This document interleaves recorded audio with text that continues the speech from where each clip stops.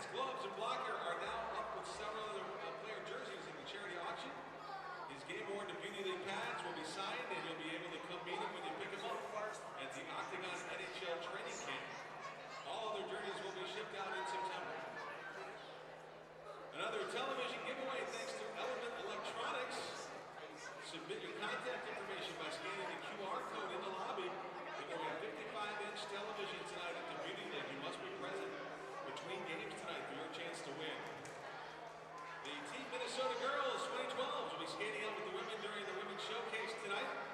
2012 is in attendance, coming up a great season. Team Minnesota 2012 will participating in the Rose Series in Nashville, the Orion Cup in Banff, Canada, and the North American Female Elite in Blaine next spring.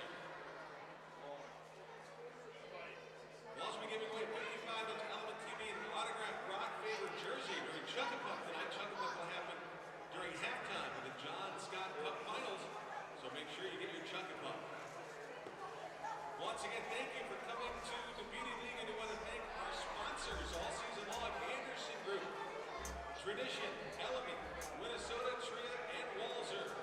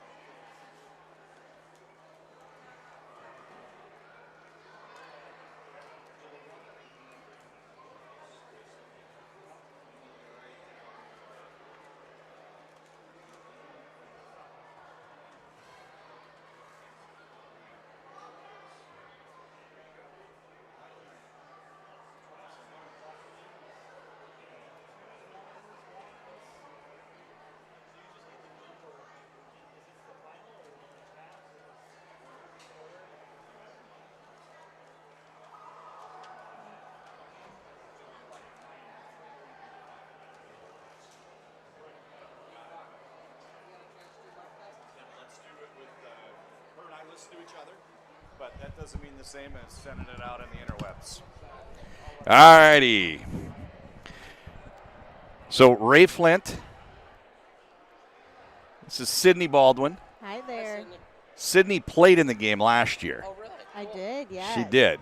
So she provides a perspective that very few can. All right, so alert. Notify the authorities. We're talky talk here from Braemar.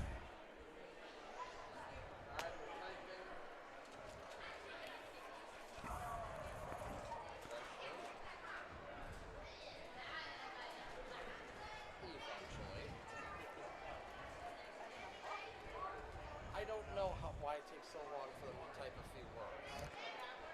Maybe there's a lag. Maybe there's a little delay.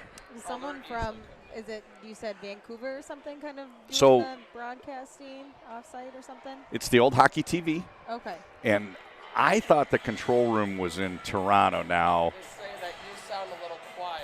Yeah. I sound quiet? Okay. Yeah, he thought it might have been in New England. I don't know. It's the old hockey TV, now Flow Sports. So, oh, I see. So you can see what I mean. Now, we can turn your levels up, but may get some distortion. All right. So two things. One, this right in your mouth, and then you can oh, is this sounding a little better? Yep, and then the other thing is project. Projecting. Loud voice. I'm loud. If somebody else isn't, then it's hard to get the levels right. So fair. if you have something to say, we all want to hear it. All right. All right, Ray Flint, how are we doing? I'm waiting on them still. All right. So keep talking. Hey, all you cool cats and kittens.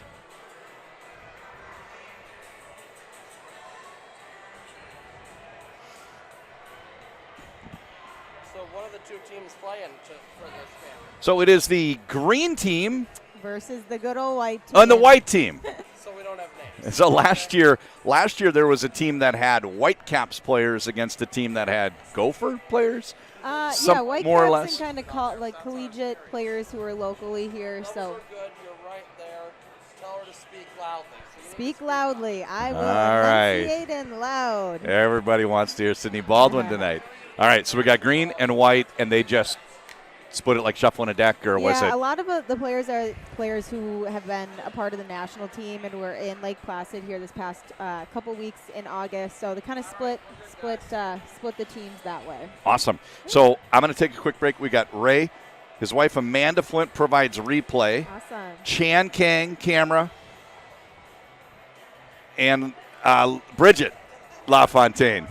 I get it right. I get it right every week. I get it right every week. This is John and Blank right now.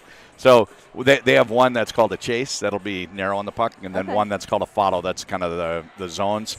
And then he figures out which one to do, and she'll get the replays. Got quite the operation here. Yeah, it takes 6 people to get the game up tonight. So. Yeah, go ahead.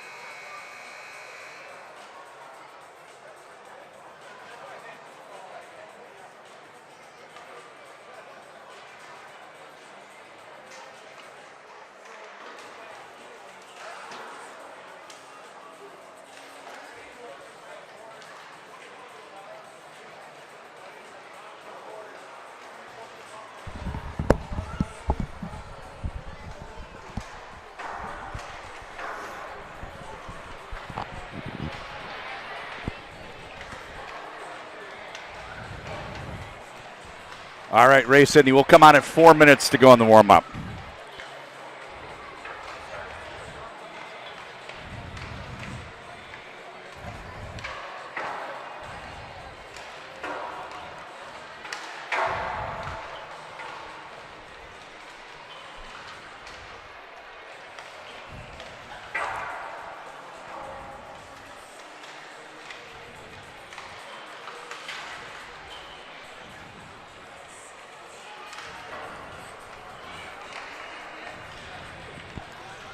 Good evening, everybody. We are at Braemar Arena, high atop center ice, for a unique and eventful doubleheader.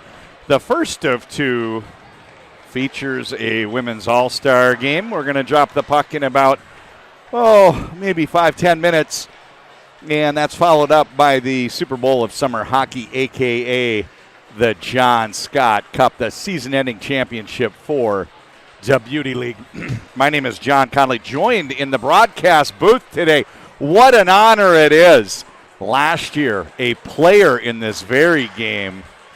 Today, handling the heavy lifting. She's going to provide insight into the players and the game itself and the state of the game in women's hockey. Sydney Baldwin.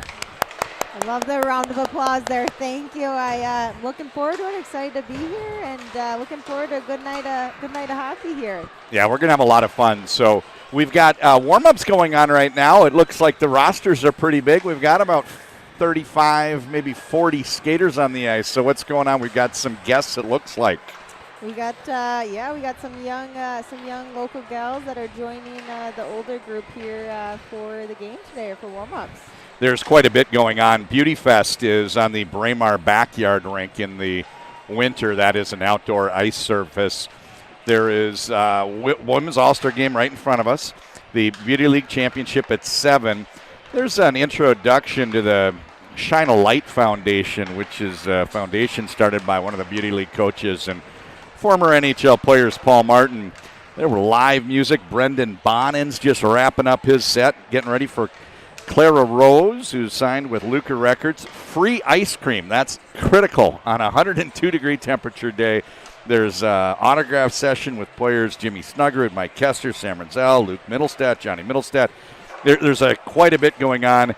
And somewhere in my notes, I even have something about who these ladies are that are warming up with. I was going to say the key here is the ice cream tonight, when it's nothing better than a little hockey plus a little ice cream when you're about 115 degrees here in Minnesota today. Jeez, that heat index is scary. So the answer for who's out there, the Team Minnesota girls, this is 2012 birth year, so 10 and 11 years old.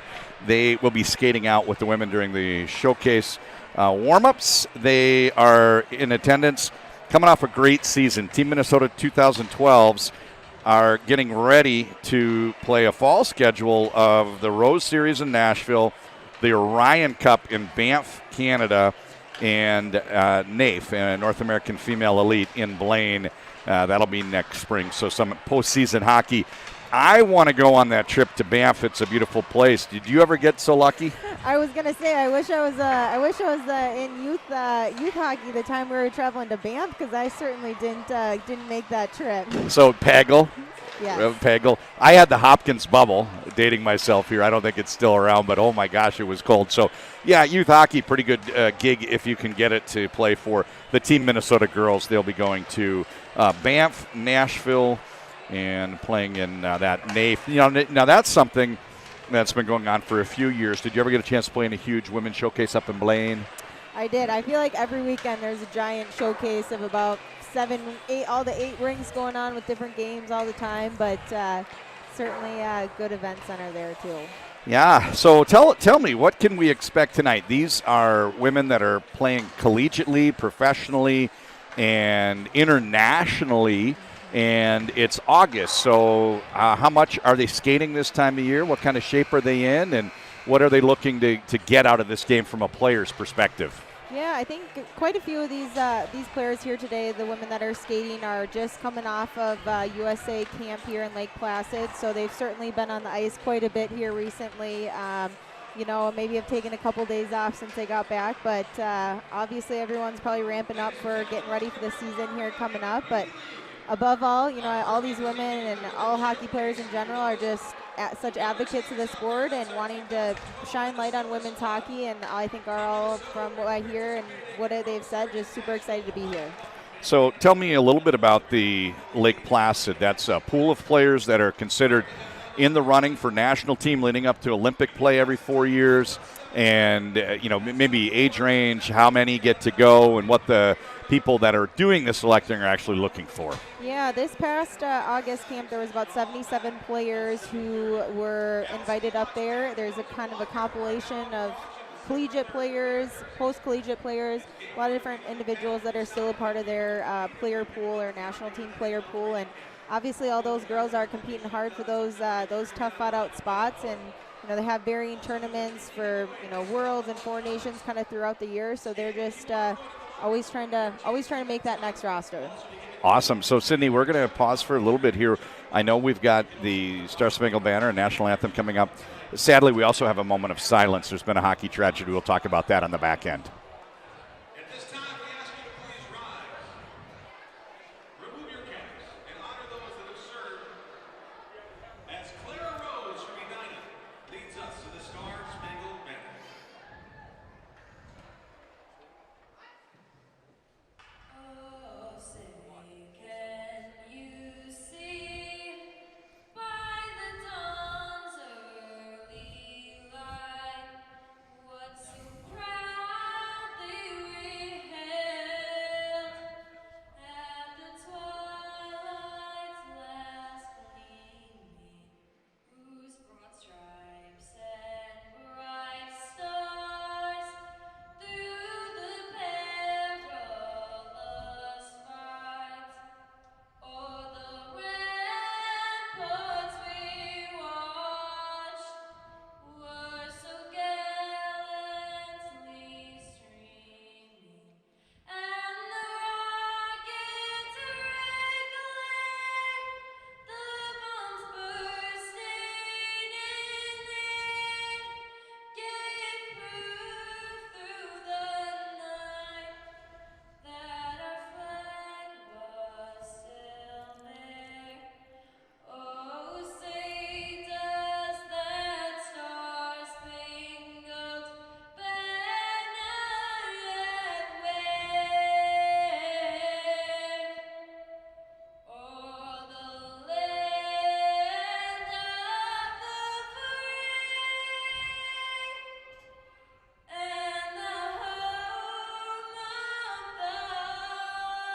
of the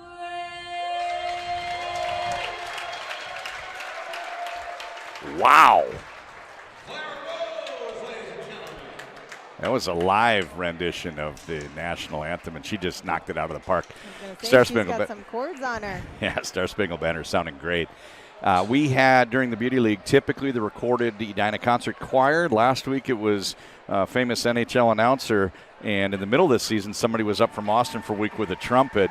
So they like to mix it up here with Beauty League action in terms of the national anthem. And I apologize, I don't have a name, but she was outstanding. So I hope what do you guys got on tap for the championship game here tonight? It's got to be something good. Oh, man. Semifinal on Monday. The player, Derek Forbert, he's now with the Bruins, used to play with Los Angeles Kings. He went to the pound when he was in Los Angeles, was a little bit lonely. He said, I want the oldest, laziest dog you have. And they gave him an old Basset Hound. And Darla came to the game, and she was on the bench for the start of the game. What a treat. I'm sure she liked the cold weather in here. Yeah, so Darla had a good time, and once the game started, Ben Hankinson, kind of the face of the Beauty League, he walked her around a couple laps, and we saw somebody else giving her a tour. So I don't know what the wrinkles are, but sometimes, the games are so big they speak for themselves. And there is nothing bigger, Sydney, than the Super Bowl of summer hockey, the John Scott Cup, up for grabs tonight. Absolutely. So we're going to have some fun right here. I see some helmet stickers, USA's. So tell me maybe what recent international competition there has been. I know some ladies have had a chance to represent Team USA either in the spring or the summer.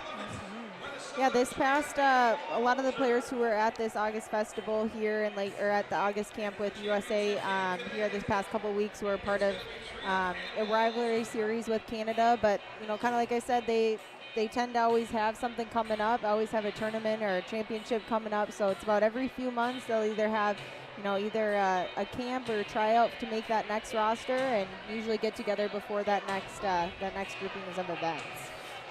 Great. You ask what is kind of the ace up the sleeve for tonight's championship game.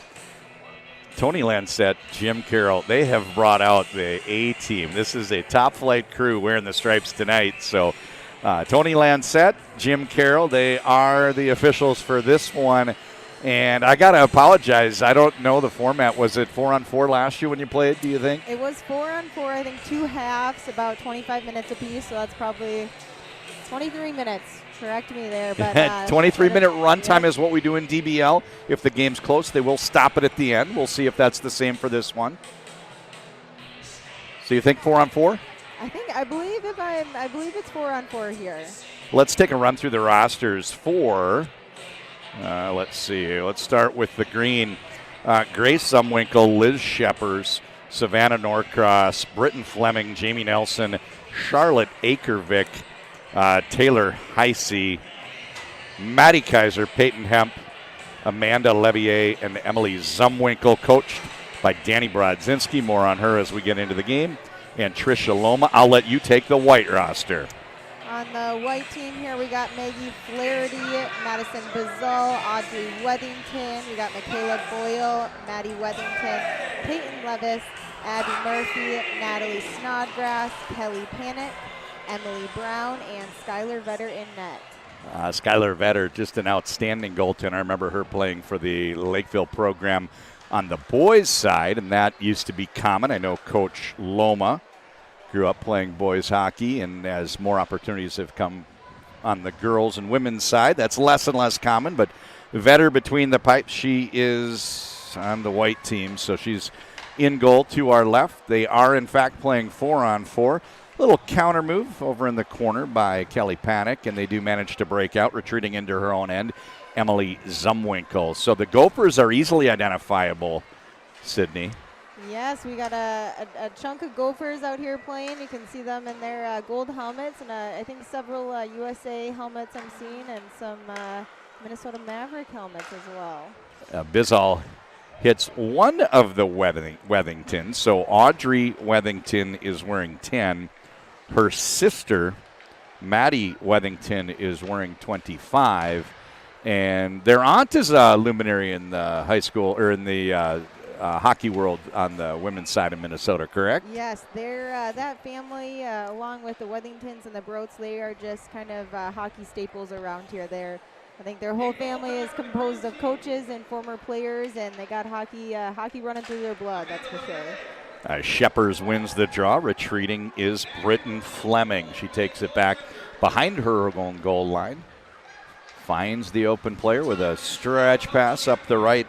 Came in a little bit behind Norcross, and there's a good scoring chance down low. Levis just up over the crossbar. Had to go high with the goalie going down, and probably the best scoring chance in the early going here. We're about 2 minutes in, still scoreless. And sweeping. Oh, there's a nice pass up ice. This is Maddie Wethington. She gains the zone. Snodgrass headed toward the goal. Cuts to her forehand. Takes a shot. Oh, what a missile strike. That's Maddie Wethington with a big snapper. Tickling Twine. She has always had quite the rocket on her. Good heads-up play by Emily Brown there, finding her right in that open ice here. We got one on the board here early on. So Emily Brown, wearing number 40, and she got the pass up ice. Wethington, it was a really good zone entry, Sydney. The way she came in, had a line mate with her, used her as a decoy, confused the defender, and got the goaltender moving. Chose to shoot, but there was a lot of thought that went into it. Yeah, certainly. That's kind of her staple. She's cutting right across that zone, finding that open ice, and putting it right past the goalie's ears. Boyle, backhand, nice save made. It's Levier in goal to our right, and up ice. Broken up by Brown. 2 passes later, Snodgrass zone entry. She leaves it for Boyle. Trying that same move, cutting to her forehand. Left shot. She takes a wrister and a save. No cover. Play continues. Maddie Kaiser. And out the zone, they hit Zumwinkle. Kaiser's tracking toward the goal. Zumwinkle, bit of a guitar solo here, and she plays it over to Hemp. And good movement. You know, the quickness with which they change shapes makes it really difficult to defend. This line right here with Heisey and Zumwinkle, I mean, they just have such patience. They're able to find those seams and find those players opening to spring them towards the net.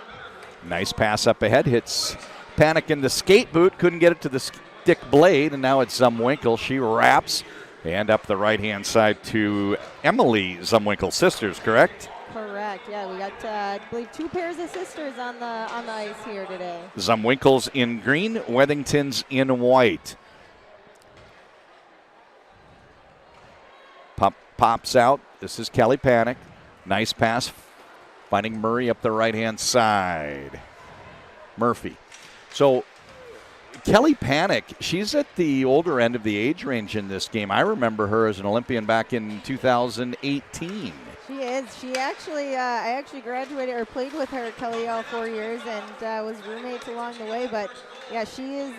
She's kind of fine-tuned her craft as she's aged here. She's has incredible patience and great eyes all over the ice. Jamie Nelson parks behind the goal, trying to find a way out, working against that forechecking pressure from Levis. Over to Taylor Heisey, former Miss Hockey winner. She gets ahead of steam coming up ice and kind of has all the defenders on their heels. She flies by down to the goal line, swings into the slot area. Nobody home, pass does not connect, and regrouping.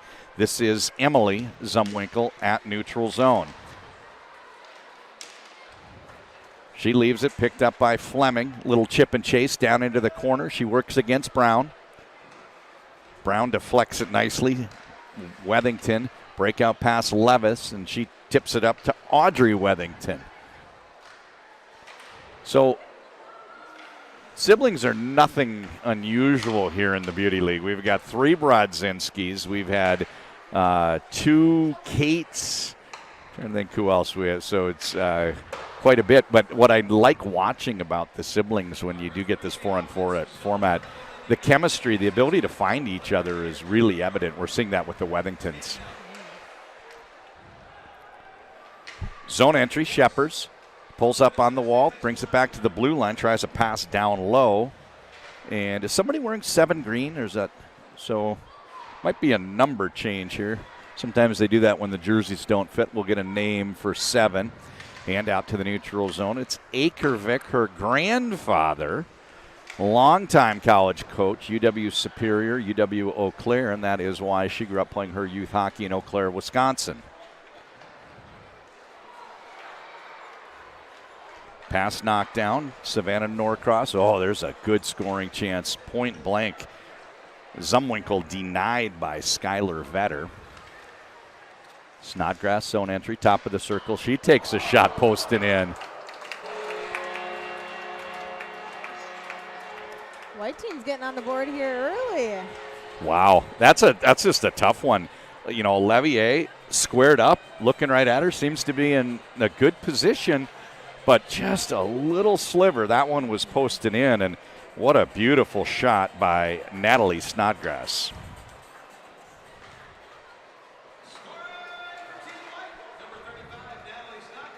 So Adam Abrams does the Minnesota Twins, Minnesota Wild, and here he is tonight doing public address for the 2 Beauty League games. And as we've been alluding to all night, Sydney, we've got the A crew. We got the best game analysts we could possibly dream of.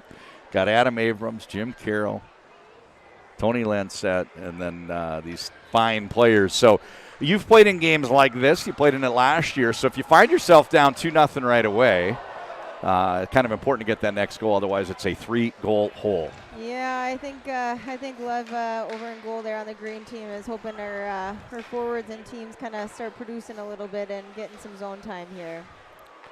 Played over to Grace Zumwinkle out of the corner, dealing with the forechecking pressure from Kelly Panic, and they're trying to spring Hemp. She was out to the red line looking for the pass, never came. Now she circles back and heads off the ice, but looks like maybe there's been some discussion and maybe trying to get some of the forwards vertical, getting them up ice.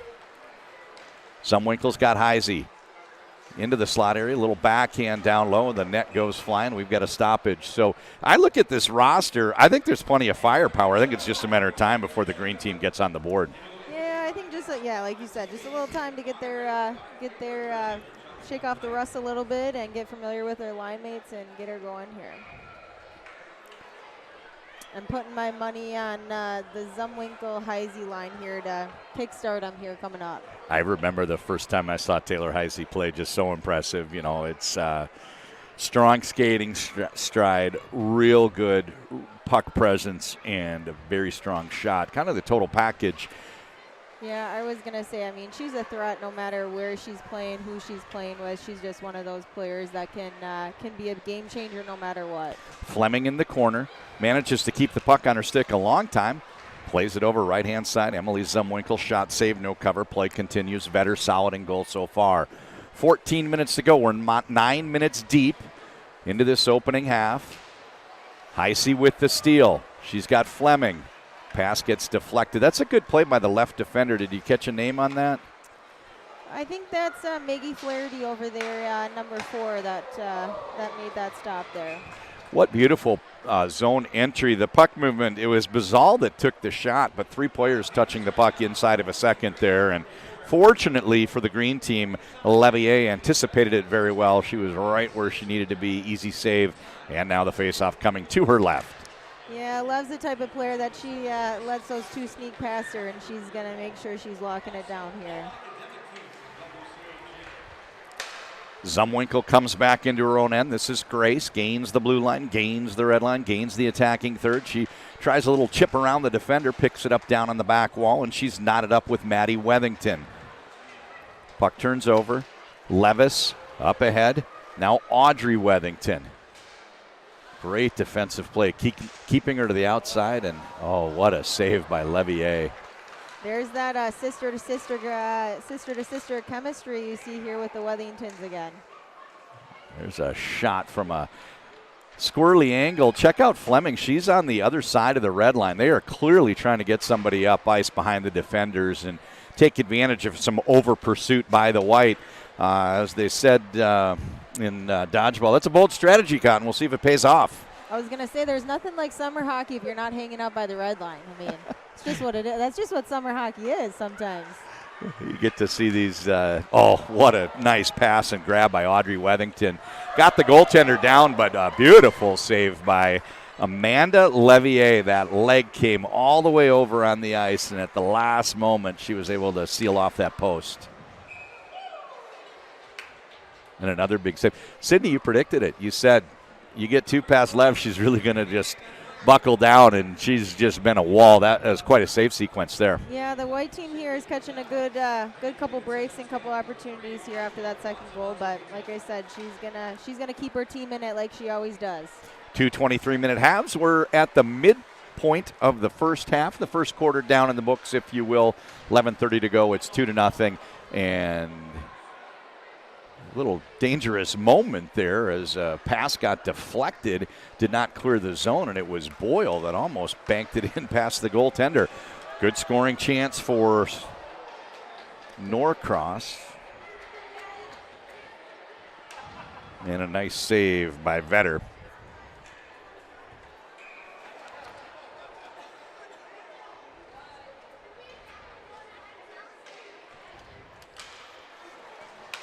Face-off bounces around and ends up on the stick of Nelson. Her pass does not connect, digging it out of the corner. Oh, and now a nice stretch pass. Boyle showing in the slot area, and Snodgrass used her as a decoy, took the shot, went wide, and that breaks it out. Now on the attack is Nelson for Green, but she can't get there in town. Now it's end to end. White team is looking for those stretch passes here too. Yeah, you called it. Boyle up there on the far blue line and trying to hit Michaela Boyle. She's listed as Boston College Eagles. So most of the Minnesota born and raised women get a chance to play in the Midwest because we've got a lot of college teams here in Minnesota, Wisconsin, North Dakota. Are they back? They're down. They're down again. Okay. Yeah, I would say most of our players, that are here, the women that are here are from Mankato, Ohio, Minnesota. and we got a couple of Duluth players here as well. So that's my question. What do we make of it when we get those rare players that they played in New England? We've got New Hampshire. We've got Boston College. That's just shows how strong women's hockey is in Minnesota, that schools are coming here to take players, even though there's plenty of schools that are also recruiting them locally. Yeah, certainly, and a lot of players that are, after post-collegiately or continuing to play on in the professional leagues, women's leagues, and moving over here to Minnesota. I mean, that's what we're seeing with a lot of players, Michaela Boyle and Liz Sheppers, making the move over to Minnesota here too. 10 minutes to go in the first half, and a perfect segue for Sydney Baldwin introducing our halftime topic. We're going to talk a little bit about the state of the women's professional game, and what better than to get insight from Sydney, who's recently participated at that level and still active with a number of friends that are affected by the recent changes to the women's professional hockey landscape. So you don't want to miss it. Stick around. That'll come up starting at halftime and probably go on for a couple minutes into the second half. Good pressure here from the green team. And, now a nice touch pass. They hit Panic. She gets into the attacking zone but finds herself all alone. Now after the line change, a spot pass stepping in for the finish. Beautiful scoring chance there. It was Murphy, but the ponytail got me. I couldn't get the number right away. I know Murphy and Panic have a similar look out there. Nice pass into the slot area. Heisey over skates in, and now it's an uncontested breakaway the other way. Up ahead is Brown, has the goaltender down, and little deke there over to the forehand. She gets the finish. Beautiful goal, Emily Brown. Well-deserved goal there by Brownie. So this is problematic for Green. When you're in a 2-goal game, if you get the next goal, hey, no problem. Doesn't really matter when it comes. You're closing the margin to 1. If you don't get the next goal, you dig a 3-goal hole. And that's where they find themselves right now. So still plenty of time. We've got 8 minutes in the first half, an entire second half remaining. There's plenty of time, but they really need to start capitalizing. They finally got some zone time and have had some good chances. I think they're going to get Coach Brodzinski and Coach Trisha to get after him here a little bit in the halftime here. They might be running to get their skates too, right? So we've got 8 minutes to go. The other thing, in case somebody's not familiar with Beauty League action, there is a goal lamp, 2 of them in the building. And Sydney, they're on the benches. So the coaches each have a switch. They flip the switch, and for the next 2 minutes after they do goals count double. That can help you if you're behind. And I think it'll be some discussion from Coach Loma, Coach Brodzinski. Hey, when do we want to start flipping the switch? Maybe if they get some zone time or if they get a penalty shot, we'll see that come on earlier rather than later. Sometimes strategically best not to wait till the end of the game. Beautiful save by Levier. And the rebound pops out. Now it's a Green 4-on-2 the other way. Zone entry, Heisey. And a nice pass down low, just missing. Came in just behind the heel of the stick for Savannah Norcross. Norcross out of the corner. She plays Heisey back behind the goal line. She tries to force a pass into that slot area. Nice play defensively, broken up by Audrey Wethington. They break out left-hand side, and now board to board, playing across into their end. Opened up a nice breakout path. Wethington's running into each other, and the puck turns over, and now a good semi-breakaway here for Norcross if she can get the puck settled. Boy, end-to-end. Snodgrass tracking toward the goal. Good save made. Play continues, and now it's Green with the breakout. Kaiser gains the red, gains the blue. Drop pass, Heisey. Oh, she's got a great look, and she shoots it just up over the bar. I think this game's a great showcase of all the talent we have here in women's hockey. We got some players, Kelly Panic and Taylor Heisey, sticking out, having a lot of patience with the puck here tonight. I was pretty excited when I saw the rosters released. Maddie Kaiser for Green. She has a brother, Wyatt, that played about half of the Beauty League season this year.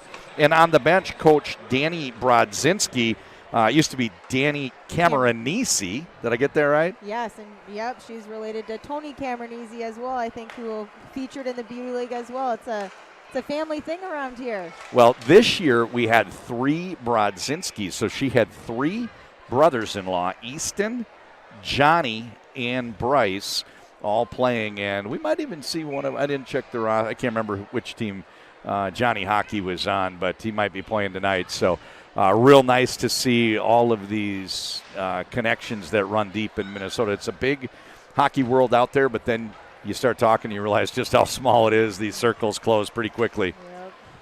Panic. Oh, wow. She got through and around the hashes. She made a move. Oh, Bizal with a nice shot and a good save here from Levier. Now it's Panic. Levier down.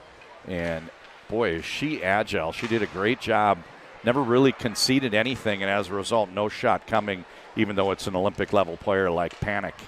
We got Panic here. She scored the fastest hat trick in Minnesota high school hockey at 22 seconds. So 22 seconds. You never count her team out of it. Wow, that's crazy. So with 4.5 minutes to go, Kaiser plays it up. Hemp on sides, and a short pass, a little give and go, back and forth. Hemp with a shot, following her own rebound. She tracks it down. Good connection there between Hemp, and I'm trying to get a number here. That's the one thing about summer hockey jerseys. You don't get the number on the arm sleeve. It was, so it's Nelson. So Nelson's wearing 7, not 18. So make a change here to my notes. Less than 4 to go. Hemp, nice pass up the right-hand side. I think it would be nice. Oh, now it makes sense. There were 2 18s in our program. I think it would be nice to get one by the half just to feel a little bit better when they talk over the strategy. So we'll see if Fleming can do anything about it. Oh, she finds the open player, and a beautiful shot coming in from Akervik, and a nice save by Vetter. So you've talked a little bit about Levier. What about Vetter? She's always been a great goaltender. She has. I mean, she hasn't got quite as many looks here tonight, obviously, as Lev has, but she's been a standout goalie. You know, came up in huge moments with the Gophers here this year, and just was such a difference maker on their team. I think she was a WCHA all academic team and had 7 shutouts here in this past season for the Gophers. Wow. 7 shutouts. This isn't the Nora Ratty days where the top team was so much stronger than everybody else. There's a lot more balance at the top in NCAA women's hockey, so to shut out anyone is pretty impressive. And yeah, she made that all-tournament team as well and was up for National Goaltender of the Year as well, which is such an awesome thing to be up for. Norcross makes the pass. Next one winds up over to Emily Zumwinkle. She pushes it down along the wall. Back to Emily Zumwinkle. She tries a shot. Flaherty there to deflect. She knocks it down, and now Maggie Flaherty pokes it up ahead. And it's a breakaway. This is Peyton Levis. Goaltender down 5-hole. Peyton Levis makes it 4-0.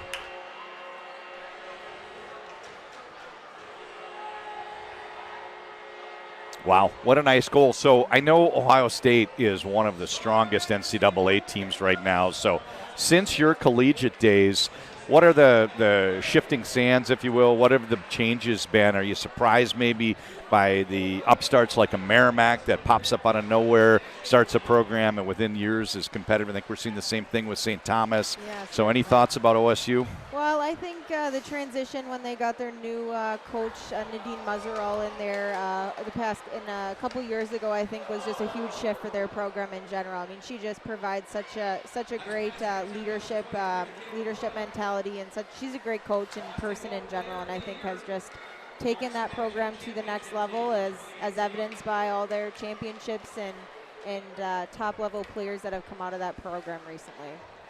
Thank you. 1 minute to go. Heisey gets it down low, and Green is on the board. Maddie Kaiser with the finish, or Britton Fleming? Something 8. That's Fleming. Was that Kaiser down Fleming, there? I think. Down there? Okay. Yeah, it's tough. No number on the arm sleeve, and they don't turn. I wish they turned their back and face us when they made plays. Oh, you're right, Maddie Kaiser. So Kaiser from Heisey And that was your prediction, right? It was Heisey's line. Yeah, I was thinking Heisey and the Zumwinkle line were going to start taking care of business here down by Skylar Vetter's zone down there. Oh, now it's Nelson. Zone entry, gets down to the face-off circles, takes a shot. Nice save made, and regrouping at neutral zone. Zumwinkle checked the clock, 10 seconds to go. She plays it. A little give and go. That one does not connect, and that's how the half is going to end. It's a 4-1 halftime score. Team White leading the green team. They're going to switch ends, take a break. And while they catch your breath, Sydney, you and I had a chance to talk before we came on the air today. And I told you I'd be remiss if we didn't get an opportunity to talk about the state of women's professional hockey. I'm an outsider. You're an insider. So briefly, maybe just kind of describe the bombshell news that came out probably, 6 weeks ago, 4 weeks ago? Yeah, something like that. For those who aren't quite as familiar, over the past couple years, there's primarily been two women's professional leagues here in the United States and Canada as well. One was the PHF and one was the PWHPA, and just kind of both those different leagues had the same goal and same mindset of just continuing to grow the game, and just kind of had some different avenues or ways they were going about it. And over the past about 6 weeks ago, kind of found out the bombshell news, like you were talking about, that those two leagues were actually going to be combined, and the Premier Hockey Federation was actually going to kind of be taken over or being bought by the PHF, and it was going to be kind of turned into one big league, which in the long run is great for the growth of the game. Certainly, I think players would have preferred had that news come maybe a little bit sooner rather than, contracts and things and being signed beforehand. But still kind of waiting to hear the news on what that's going to look like, or what the playing field's going to look like here next season. So there was a bomb that creates that bombshell, but to maybe put words in your mouth, you just described a landscape where the dust has not settled, even though it's been a month. Yeah, I mean, even just down in the locker room talking with players about what they've heard, it's kind of a little bit of a rumor mill about what's happening with the combination of the new league. There's still some questions in the air about where the teams are going to be, what the format's going to be, when it's going to start, how long it's going to be. So I think, obviously, there's such a high level of players here now in the United States and are wanting to continue playing and continue post-collegiately and professionally as well. And so I think they're just looking for some answers here about, what's going to be happening here. So there is a little bit of precedence in another sport. So if we go back to the late 90s, and I'm an outsider, this is just my perspective.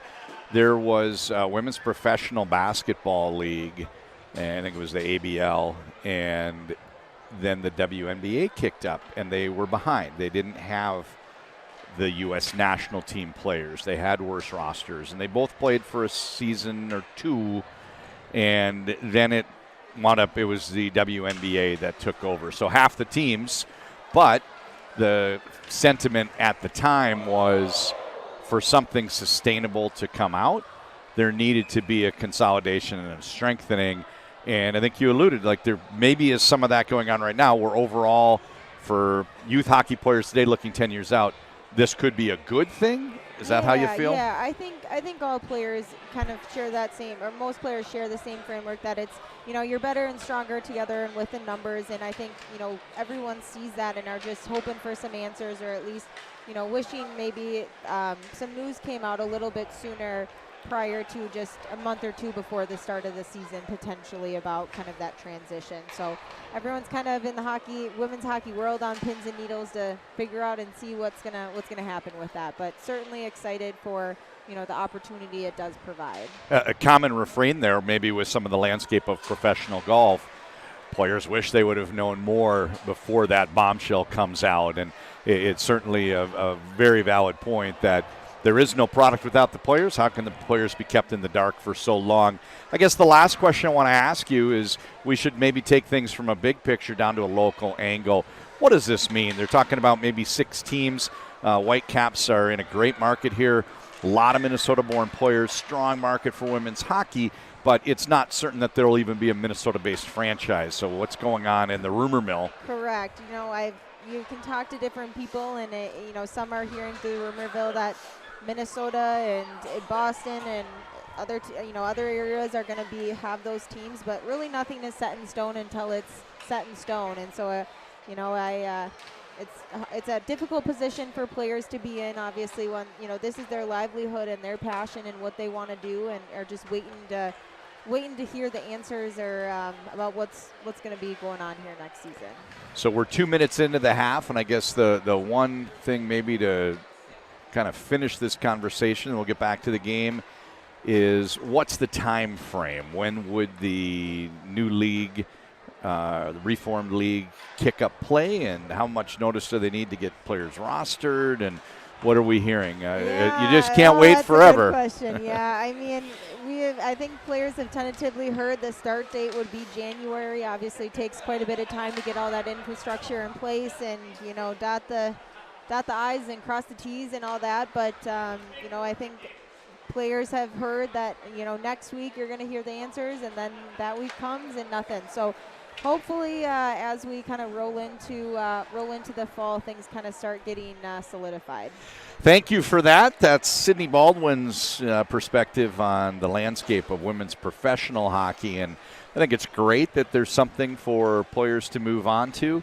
Post-collegiately, many sports still do not have that, but at the same time, a lot of uncertainty where the net effect is a number of people that were on rosters last year won't be, with just the contraction in terms of the number of teams. Yeah, I think that's a key point too, is you want as many people to continue playing as possible for the growth of the game, the growth of the sport, and hoping that there's going to be spots for most, if not all, the players who are wanting to continue on. Back to the action. We've got 19 and a half minutes to go. We've played 3.5 minutes second half, no scoring. Teams did not switch ends. Good scoring chance there on the backhand from Kaiser. Now down low, looking for the finish. Savannah Norcross, another nice save made by Skylar Vetter. So with a 4-1 game, Green opted to switch goaltenders. I didn't know they had two. We now have a goaltender in from Minnesota State. No, University of St. Thomas. Do you know who that might be? Gosh, I not 100% sure until I get a little turnaround turnaround in the net. I don't want to say the wrong name here. She's not on our roster, so that's why we did our prep, but we did our research. Don't worry. It's not us, right? We didn't catch who came in, but they've warmed her up. Stretching it up ice. This bounces up over the stick of Boyle down in the corner. She's greeted by Grace Zumwinkle. Boyle steps out, takes the shot. Nice save made, and puck played to Akervik. She plays back behind her own goal line. Nelson up ice calling for it. They play back and picked up by Grace Zumwinkle. Akervik one more time. Back to Grace. Plotting their way up ice very methodically, but they've played a puck possession game. Hemp now pushes it down to the end wall, and that's a pretty good puck possession to gain the zone. Now we'll see if they can attack the net against the defenders. Heisey makes a short pass. That one gets tipped, but getting knocked down was Britton Fleming. Well, I thought our public address announcer might be telling us who's in goal, but he's talking about Abby Murphy. There's a sweep behind the goal. Pass out to Flaherty. Doesn't quite connect, and now, nice stick handling through the neutral zone by Fleming. Great puck possession. She finds Emily Zumwinkle. Zumwinkle gains the attacking zone, takes a shot using the defender Murphy as a screen. Vetter not fooled. She makes the glove save. I love watching. I think there's so many players out here right now that maybe don't quite have their total legs underneath them and are just taking that extra second to have patience with the puck and find and spring their player up ahead. Keep possession there. So let's just go back to when you started your college career. Were you skating year-round? I know it gets harder and harder as time moves on for people. There's a lot of stuff scheduled on what could be the slack time in the old days, but were you skating year-round? Oh, certainly. I mean, I'm the type of person when you find something you're passionate about, it's like go, go, go. You can never have enough of it. And prior to heading over to the U, my dad actually had to take away my bundle of sticks for a couple weeks in the summer. He's like, "This is insane, Sydney. You gotta quit it here for a bit." But I hope players out here are able to find a little bit of time to take a little refresh. Vaseline puck. That one got through. That makes it 4-2. We talked about some of the big shots in this game, and that was Heisey just ripping it right through goaltender Vetter. It's not going to be a game out here with Heisey on the ice without a plus or a goal from her. And this is where pride kicks in. You know, they look up, they see it on the board, 3 rip, then 4-1 at half. And that doesn't sit well with the competitive nature of champion players like Heisey. And, there's a clap bomber. Murphy wide of the mark, breaks it out. And unfortunately for White, they broke it out of the zone for Green with the wide angle miss. And there's a nice scoring chance down low for Bazal. And whoever it is that came in, Sydney, she's played very, very well to start out this second half. Kelly Panic, I think you're talking about that delay right there on the blue line, right? Oh, no, whoever came in goal. She's it's a breakaway the other way. Headed up by Savannah Norcross, tries to go 5-hole. Huge save, better. So this is interesting. It's 4-2. There's 15 minutes and change to go. And at some point, coaches on both benches are going to flip the switch. And the next 2 minutes, their goals would count double. This game's close enough, it could come down to whoever wins the hot puck sessions. Heisey catches it up on the zone entry, taking that pass from Jamie Nelson. Turnover, and now it's 3-on-2 the other way. Audrey Wethington, zone entry, plays it over to Levis. She pushes it to the sidewall. Madeline Wethington had zagged, and pass came in for a zig. This is picked up by Hemp. Great recognition. You see how quickly she got rid of that pass.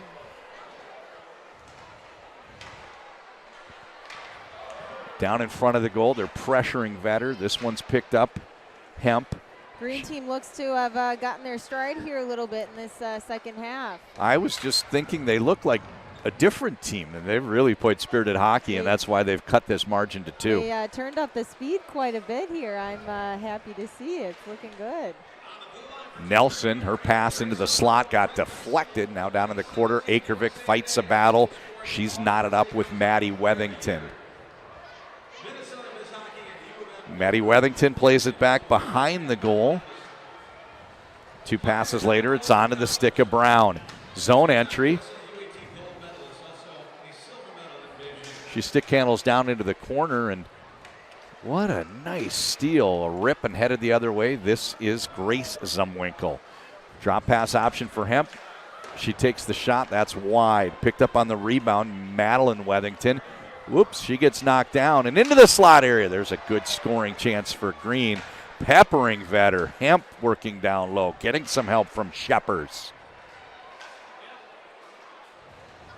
Played right-hand side. Britton Fleming. Zone entry. Emily Zumwinkle. Back to Hemp. Another great recognition. Quickly getting the puck off the stick. Overlapping Hemp. She's not the target. They play Emily Zumwinkle instead. Fleming. Good movement without the puck in the attacking zone. Zumwinkle shot. Nice save, Vetter. You had mentioned that they weren't getting a lot of zone time in the first half, but now that they have, they're really doing a good job maintaining puck possession. Yeah, that White team is kind of just looking like they're staying in their box, trying to block out when they can here. But yeah, like you said, Green team is moving that puck really good here in the zone. I've got my list, but I want to hear yours. What are the things that you like more about women's hockey compared to watching, say a college or an NHL men's game? Ooh. The tough-hitting questions here. Man. I'm going to share mine, so I've got my list. I think that eliminating obviously there's still a big physical aspect of the women's game here.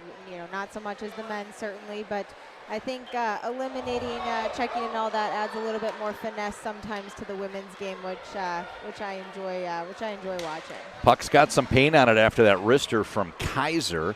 And that one ticked off the post. Now a stretch pass the other way. Vetter out to play it. She's dealing with some forechecking pressure from Heisey, who gets the steal. Heisey on the wall, spins, turns to her forehand, click and drag. She takes the shot. That one hits the back glass. 11.5 to go. We're at the midpoint of the second half. Midpoint of the second half, it's still 4-2 with the white on top. So that's one of my things when I think of watching a men's game. You might have somebody trying to squash somebody like a bug in the corner.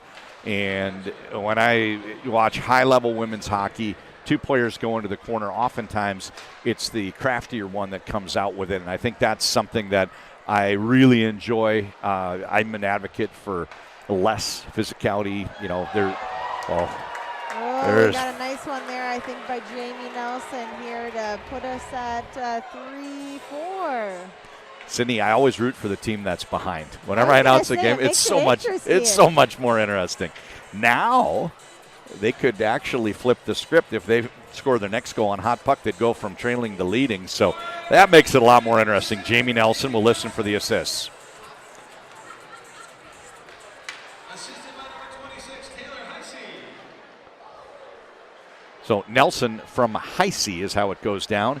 Nelson from Heisey, and what looked to be a comfortable white lead, now down to 4-3, one-goal lead.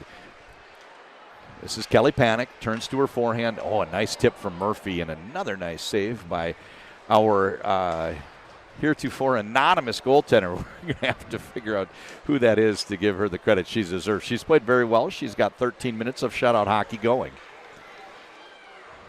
Zone entry, Heisey. On the steal, this is Panic. The other thing that I'll mention about what I've really enjoyed watching high-level women's hockey is they're much savvier about puck possession. Mm-hmm. Even at Olympic level, they'll play back into their own end before they come up ice. And the attitude is, hey, we're going to hold the puck, and if we have the puck, the other team can't score. There's a shot that comes in from Norcross, and that's maybe a little different than there's plenty of hockey, even at high levels on the men's side. Gain the red line, set it in, and the mindset is, well, if they're in their end, then they can't score. Breaks down with, I think, retrieval rate in the NHL of a dump in. 80% of the time the team is able to break out, only about 20% retrieval and hold the zone. So I think that's certainly a strategy a lot of women's teams are adopting, is kind of turning back until you got numbers to enter the zone here together. I love it. So anyway, I love having a chance to get your perspective, because you and I see the same thing about the skill plays that you get when you take away the I guess over checking, whatever we want to call that, the aggressive play. Plenty of physicality in a body contact game. Yeah, and I think a lot of players, a lot of high-level players like it when refs are letting them play. And oh my golly, that's Maddie Kaiser, got the deflection, posting in, barely a goal, but it counts just the same. 4-4, we are tied. Just like we said, it's going to be an interesting second half. We're rooting for the green team. Grace Zumwinkle with the feed, I think. Zumwinkle coming up right-hand side. And with the finish, Maddie Kaiser makes this 4-4. So all of a sudden, it's 3 straight goals for green. And now maybe they're talking to themselves on the white bench. Coaches Chrissy Wendell-Pohl and Natalie Darwitz. Couple of legends there. Holy cow. A lot of medals combined between the two of those coaches there on the white bench here, certainly. So we've got a lot of excitement here with a 4-4 game and 7.5 minutes to go. Puck gets deflected over to the side wall, bounces now down in the corner. Retreating is Audrey Wethington. She pushes it. Wraps for Maddie Wethington. They break it out in front of the benches. Levis, she slips through. Gets past the defender, trying to come in wide. And, somehow she followed that and got her a shot, and kind of a swat at a second shot there. Didn't quite finish it off, but real good pressure putting on the goaltender here. 7 minutes to go. I think we can anticipate they'll stop the clock probably the last 3 minutes of this game with it being close. And Sydney, neither team has flipped the switch yet on their hot puck. Neither bench is even standing there with their finger on the switch. Chances are they've forgotten about it. I was going to say, I think that might be a component of it, that they forgot that that's there or didn't know that was an option. But what'll happen, because this happens in the DBL games, that just means it's going to be the last 2 minutes of the game, so it could be a wild finish. Anything goes. Played up for Nelson. Nice pass. Zone entry. She hit Grace Zumwinkle. One more pass, and what a defensive play from Maggie Flaherty. She got back and deflected that pass into the corner. Right-hand side. Got to credit Maggie Flaherty there for the, oh my golly. Jamie Nelson. Every time I comment on something, we got a green goal. Jamie Nelson. That gives Green an improbable lead. I confess, late first half I thought, it's just not, it counted double. So they just flipped the light on, seeing that they had the zone and had some pressure. Boom. Brodzinski and Loma flip the switch. Light comes on. Now the green team, they've scored 4 straight. Last one counts double. Now it's 6-4, and they're on top. Wow. Sydney Baldwin, speechless. And now they come right back and get the zone, and they got the pressure. Every time I start talking, we got a goal, so I want to keep it tight and close. Oh, I've been doing these Beauty League nights for 2 seasons. Love every minute of it. But with 45 goals scored in a normal Beauty League night, yeah, I've missed more than my share. Oh, what a save. Just denying Abby Murphy. She heads back, and boy, she's back checking, but you can just see the visible frustration from a distance here. Kaiser plays it over on the right-hand side. Emily Zumwinkle, she dumps it in deep. Picked up by Kaiser. Nice little fake. She turns in, and she turned right into Murphy, but managed to maintain possession of the puck somehow. Pass does not connect. 5 minutes to go. Retreating back into her own end is Peyton Hemp. That is Peyton, right? There's a lot of Hemp sisters. This is Peyton, and she gains the red line. Oh, slaloming like Michaela Schifrin through the gates. Offside's the call. And they're already stopping the clock. We've got a stopped clock with 4:48, so this is going to be a great finish to this game. How much time in the hot puck? 34 seconds. And for you white team fans out there, and I know we've got plenty, they're going to have 2 minutes of their own where they can score double goals. So is this like you pick your time, you want to hit the red button, and that's double goals? You can pick it any time? Yeah, so we've seen it when the momentum's going against the team in DBL action. And that happens every now and then, or they might be now like 9-2 in the first half. We've even seen it come on in the first half, which is kind of a high-risk maneuver. If you don't score and you don't even have that ace up your sleeve for the second half, you're in a tough spot. Problematic, absolutely. Now, if you do score, you're never really too far behind. We're going to see the championship game coming up tonight. Walzers in the final. They were down something like 6 goals with 2 minutes to go last weekend of the season, and had the most improbable comeback in Minnesota sports history. And I know people are saying, John, you can't say that with the Vikings last year, but I'm telling you, it was crazy. Or the biggest summer comeback. We can say that. That's fair. There were like 3 goals, Sydney. There were like 3 goals in about 8 seconds. Oh, there's a goal for Levis, and it is 6-5. Peyton Levis, her second of the game, and with 3 minutes 50 seconds to go, White. Isn't it interesting? They're very, because they were down 6-4 after being up 4-1, and they really needed to stop the bleeding. And it's been a minute since we celebrated a white goal, so this is good. And over on the bench, they're saying, you know what? What a pass! Nelson going for the hat trick, and she hits the post. Jamie Nelson. Over on the white bench, the chatter between the ladies is that, hey, we finally broke through. Goaltender's been an absolute wall, but once you get one, they're all going in. So they're trying to get shots to see if they can maybe tack on some more here now that they've cut it to a 6-5 game. They still got the ace up their sleeve as well. They got that light going. So do you like the Latza Matza pizza?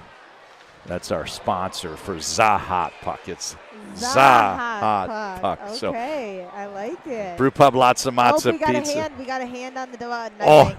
yeah. So this is we got Chrissy with her hand on the button. Chrissy Wendell. Oh, it was a tease though. Now she switches spots. They're trying to head fake. Are we testing it? We might be testing it. That was it. It came on, and we got excited. But they just want to make sure when they gain the zone or gain possession in the zone, the light's going to come on, and the thumb is back on the trigger. They work it over to Flaherty. Takes a shot. This one gets knocked down in traffic. And Sydney, we've got an exciting end game here. It's possible. Oh, into the slot area. There's a shot. Hits the back netting, and it stops play with 2:57 to go. So we have a scenario here where the trailing team can pull the goalie with the hot puck and flip the script, go from 1 down to 1 up. We may see them retrieve goaltender Skylar Vetter. If I know anything, that this is shaping up for a little bit of a wild ending here with all these options in play. Yeah, and their hot puck will end. There's a 1 minute lag, so their hot puck's going to end, and there will be 1 minute where neither team has the double scoring. So a lot of things to consider here. And right now, white team showing their best zone time of the half. And what a nice recovery here from Snodgrass. Puck stolen. Snodgrass and Fleming, a little battle for the puck here. Heisey, she takes the shot, does not miss by much. Big bounce off the back wall. And now the white team regains possession. So after a first half with the tilted ice down on this end, White had it in the attacking zone. They really haven't had a lot of zone time this second half. Heisey, her pass gets knocked down in traffic, releasing up ice, calling for it is Maddie Wethington. Nice save, Vetter. Play continues. And there's a lofted pass coming off the bench on the line change. Abby Murphy back to Murphy. Murphy, she gets knocked down. We're selling out here, as we should be. Got about a minute 40 left. Exciting finish. Shot. Oh, what a play into the slot for Grace Sumwinkle. Huge save. If the white team's going to come back and win, they can ill afford to give up another one. Murphy tries to go low on the ice, and another huge save by our mysterious anonymous goaltender. We're going to have to get the name for our viewers in the post-mortem here. She's been outstanding. Up ice, Wethington engaged with Savannah Norcross. Norcross goes for the wrap. No, she holds off the wrap stuff, makes the pass over to Nelson, and she fires it just wide. 9 seconds to go, hot puck. Right-hand side, Panic, top of the circle, gets down to the dot, gets the goaltender moving, and somehow fired a shot in. Another save made. We have 1 minute remaining, and that hot puck light comes off. They were going to play that straight up the rest of the way. Got an empty net here with empty net on the white side. And now Vetter is out. What a steal in the neutral zone. Beautiful play by Flaherty. Give and go. Murphy back to Flaherty. She takes a shot. Glove save by our mysterious goaltender. So Sydney, with 40 seconds to go, that extra attacker critical. If they lose the timeout called, if they lose the face-off, they really need to bottle them up, and that extra attacker should help make it difficult for Green to get out of the zone. I think if Green can get out of the zone, they can probably run the clock out. Certainly, yep. You want to get right on that puck right away, and ideally win that draw and get something set up here, which is probably what they're drawing up here right now. But like you said, get right on the attack if you lose that puck, and try to re-get possession. Well, I've had a great time this evening. I can't thank you enough for joining us, Sydney Baldwin. So before we get back to action, let's give a shout-out to this crack crew that we have. Bridget LaFontaine and Chan Kang are the camera people. Our replay is courtesy of Amanda Flint and our director, Ray Flint, here in the control room. It's been fun, and we've only got one game left in the Beauty League season for FloHockey after this. That should start up about 7 o'clock. So, all right, predictions. Sydney, we've got 40 seconds to go. With the goaltender pulled, the white team, a lackluster second half. Do you think they can find a way to tie this? I got faith in the comeback here from White. I think we're going to see a 6-6 game here maybe. That's a big face-off win, but as predicted, that extra attacker makes it difficult. White manages to put a little pressure on, but now this is Norcross taking a crack at the empty net. Levis got a stick on it, breaks it up. Just 25 seconds to go, and now it's Heisey. She overskates the puck, however. Kelly Panic, she lost it along the boards. Now it's Heisey. 15 seconds to go. Trip, no call, play continues. And just a puck down to the end wall should end it. They don't. Panic, chance to tie. Kelly Panic, right up under the bar. 4.5 seconds to go, and we're tied. Wow, Kelly Panic. Sydney, I did not see that coming. Right in front of the penalty box. It seemed as though I think Heisey was going to get up ice. I don't know if the puck hit a funny bump on the ice or if she got her stick jammed in the penalty box door. I don't know what happened, but somehow Heisey did not get up with the puck with about 8-9 seconds to go, and that allowed zone entry for White to tie this game. That was a wild turn of events. Oh, and then a shot at the horn from Grace Zumwinkle. Vetter makes a huge save. And I wouldn't want it any other way. We're going to overtime, and this is a great way to extend the ability to showcase these players. What an outstanding hockey game we were treated to. A nice little finish there. So do we have any good game notes that we didn't get to? You mentioned 3 goals in 22 seconds in high school for Kelly Panic. She scored that one, and you could see why with a shot like that. I mean, it's just a wicked wrister right up under the bar. Yeah, she comes in clutch at those key moments. That's always been a telltale sign of Kelly Panic. It said she was the Miss Soccer Award winner at Benilde High School, and I do remember when she won the 2018 Olympic gold medal in Pyeongchang. Let's see. Maggie Flaherty at Lakeville North led the Panthers in scoring as a freshman, sophomore, and junior, and that's notable because she played defense. I was going to say, that's not often that you see that. So that's got to be a lot of puck rushing, a lot of getting involved in the play. Michaela Boyle, she was the Boston Globe Player of the Year when she played at Reading Memorial. Most of these players here from Minnesota, but she is a New Englander. And Maddie Wethington can juggle 5 balls at one time. That's one of those things where I'm always going to say, no, I don't believe you. What a fun fact. Because I want to see it. I want to see her do it. So Maddie can juggle 5 balls at one time. Abby Murphy's from Chicago. Audrey is the only member in the hockey family, 3 sisters and mom, that doesn't play defense, shoot left. So she's a right-handed shot forward. Let's see. Vetter won a Goalie of the Year award from Youth Hockey Hub. That's open to boys and girls, so she beat out everybody playing hockey in Minnesota for that award 5 years ago. All right, what do we have on the other team? You see anything that jumps out at you? Oh, man. The list of accolades and awards from these women kind of are extensive here. Trying to go down the list here.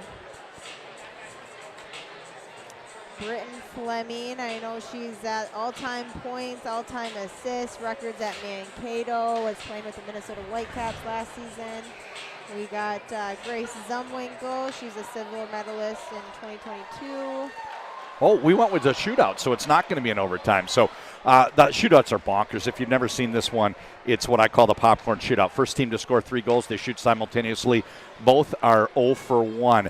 I'll take the green, you take the white. There was a goal scored by Zumwinkle. Green has 1, and I think white is at 0, correct? Correct. Third shooter here is Heisey. Heisey backhand denied. Boyle the other side. Boyle shoots wide. Still 1-0 Green through 3 shooters, but they're way ahead of schedule. Kaiser shooting about 3 seconds before. Kaiser makes it 2. Got the third goal by Kaiser for her hat trick today. Vetter makes the save. Can end it here. And the puck got, no, that's a different puck. I thought the puck got past her. What a save made by Vetter. Zumwinkle, chance to win it. Backhand, she shoots wide.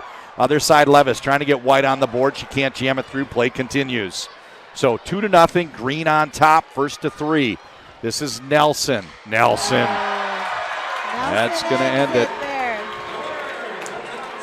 And finally, Brown gets one at the other side as the final horn goes. So what a win for Green. They were lackluster in the first half, but something really lit a spark. Came out in the second half, dominated the zone. Once they got the scoring chances, they got the goals they needed, took advantage of some hot puck, got a double credit goal, and winning it in a shootout. So what are your final thoughts on this one? I just think that was a great overall game. I love the second half by both teams. I think everyone kind of dusted the rust off a little bit and got their legs under them, and it pace picked up quite a bit. But saw a lot of patience out here by the players, which you tend to see a lot of in 4-on-4 women's games. So yeah, overall great game played on both sides. Now, Sydney, for the toughest question of the night, does it make you miss it? You know, I no matter what, I'll be a lifelong player and coach. I think most Minnesota hockey players feel that way. So, you know, I'm never far from the sport or far from the rink, and that's how I prefer it. So she played in the game last year and kind enough to join us in the broadcast booth.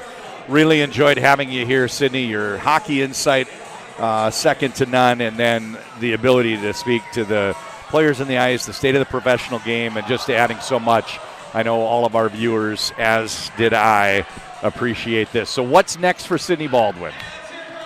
You know, I just kind of waiting to see what plays out this fall, and you know, maybe invest a little more time into coaching and go from there. But like I said, you know, something kind of always falls into my lap hockey-wise, and so I'm hoping to, you know, stay involved in the game and a coaching capacity as well. So we'll see, but lots of beer leagues and lots of Sunday night hockey for me. Well, good for you. The women, young boys, girls, whatever you're coaching, whoever winds up being on a team coached by you, they're the lucky ones. So from Braemar Arena, it goes final 7-6. Quite a coincidence. That was also the score of our 2 John Scott Cup semifinals on Monday night.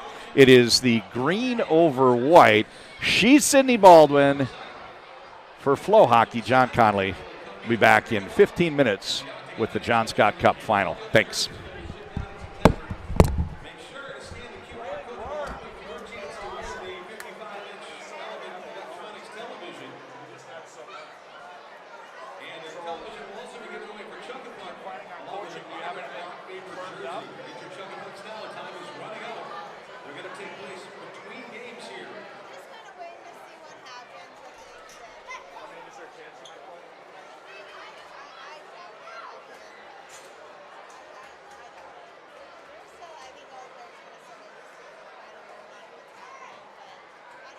The Beauty League thanks our sponsors, Anderson Group, a holding company specializing in acquiring businesses in the construction industry. Tradition, a family of Minnesota-based companies working for good in our communities. Connecting all the